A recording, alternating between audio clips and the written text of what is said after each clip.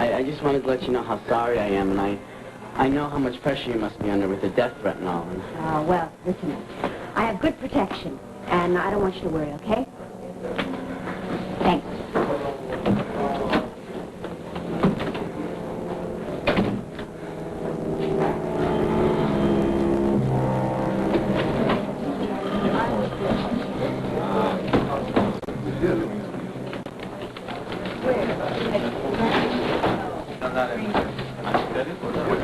Look, I think you go straight to the guy and tell him Jillian is still the same person. She's the one who still needs the votes. I mean, what's he going to do? He's not going to throw his votes to Manute. Well, he can sit on them till he's good and ready. He can badmouth us, thanks to Frank. You know, it's not like Frank's missed a meeting where he's expected. More than expected. We're counted on.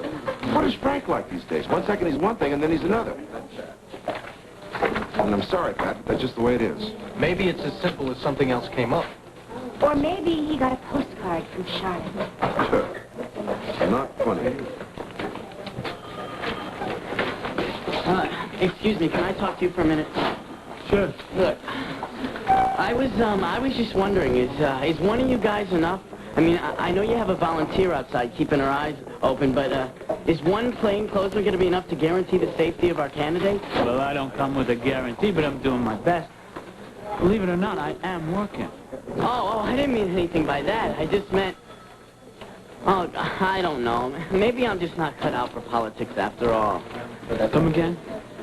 Well, it's just that I had a different picture of what politics was going to be like, you know, something quieter, you know, not death threats. Don't worry, Henry. You stop, I'll cope.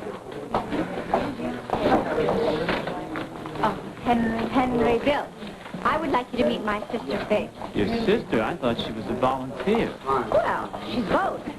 Hello. Hi. She is also a doctor. Well, why not? Ladies do everything nowadays, even run for Congress. You'll get used to his blatant sexist remarks. Maybe you'll even start to love them. Why not? Hi. Heard there was a major mailing going on over here. I thought I'd drop by after work to see if I could stuff some envelopes. Ah, you're in business. Georgia! Yes. Was that another one? A worker? Great. Just give me 30 seconds and I'll give you something wonderful. Okay. That probably means the entire ED district, 53rd. Well, yeah, address. That's fine. Oh, I saw you on the tube last night. You were great. Wasn't she? You were. Unfortunately, Wes Leonard was not.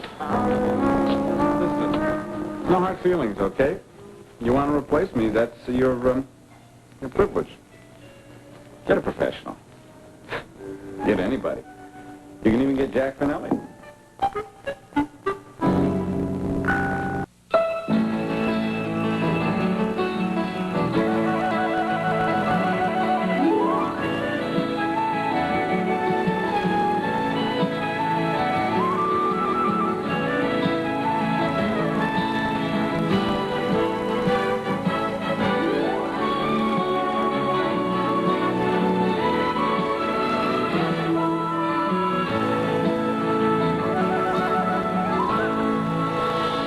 Stranger to danger. I covered the Democratic National Convention in Chicago in '68. I was a child at the time. I was in Vietnam with the Marines, baby Marines. I have seen 10,000 outraged women's livers, but I have never felt the kind of fear that was visited on me as I felt when I saw the little red light on that camera go on. We could cover it up, like with tape. We could take out the bulb. My mother watched the show. She didn't call. I got home. The cat looked embarrassed. Now, Wes, to be fair, we didn't give you much in the way of preparation. What was to prepare? You hired me for my part, my persona, my caustic wit, my quick, incisive way with words, all three of which failed to engage in front of those machines. I mean, isn't there some way that you can point the cameras the other way? And there's not much that we can do about that. A blindfold, maybe? Alcohol on the step? Narcotics? No go. My darling, I think all you need here is a basic attitude change. You've got to think positively about this. That's what I did when I took over this television station, and I had no previous experience. You must envision yourself being wildly successful. Mm-hmm. Yes, well, I had plenty of visions last night. When I got home, I drank myself to sleep, and then I had visions all night long. I dreamt that I was in this forest, a dark forest, see? And I was bumping into trees, and all these little red lights were staring at me. They looked hungry. In other words, you're giving up on yourself after only one try? Well, aren't you? I mean, after that fiasco with Jillian, which reminds me, I have to send a lady flowers as soon as I can afford them. Wes, I think you can do this, and I think you can do it real well. Now, we talked about it, and we feel you have some very definite strengths. It's true I didn't burst into tears. We even got some calls asking when you were going to be on the air again. I bet you did. Oh, boy. I can just see myself, a cult figure. Watch the ratings surge as Wes makes a fool of himself. Could I live with myself like that? Possibly. The name is still spelled the same on the check, isn't it? You're going to get better at this. You'll see. You really think so? Why would you be here otherwise? Have you spoken to Finale? It's just a thought. No matter. Okay. I'll do it. I'll do it. Fool that I am, I will rise and go forth in search of another white-knuckle story to dazzle my New York television audience. Now, that's the spirit. Thank you for believing in me. Wes, just think of Peter Pan. Think lovely thoughts, and you will fly. Money, money, money. Lee, you can pretend all you like, but you'll never make another Jack Finelli out of him. I thought that there was a good deal of trust between us.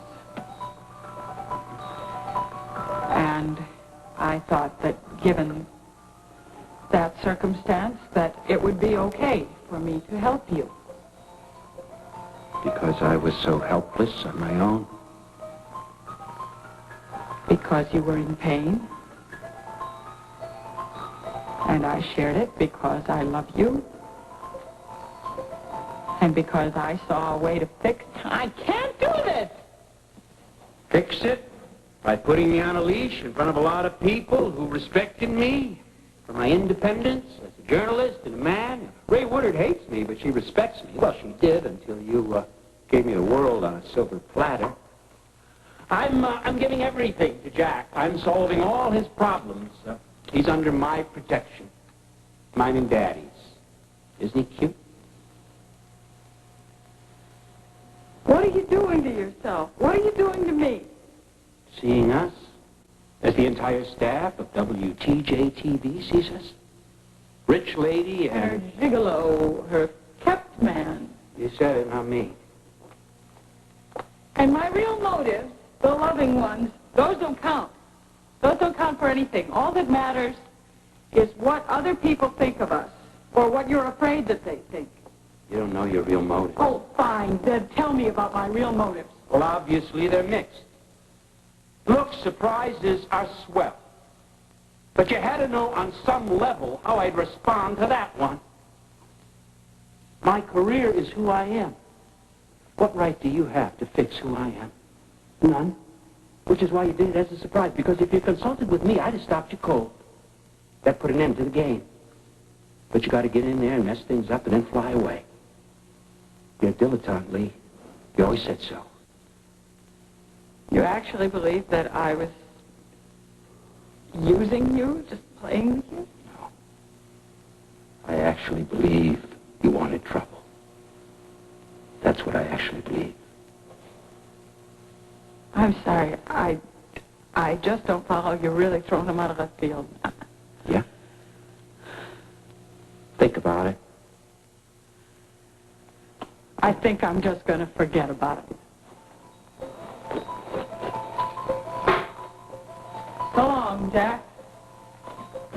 I sure am glad I gave it another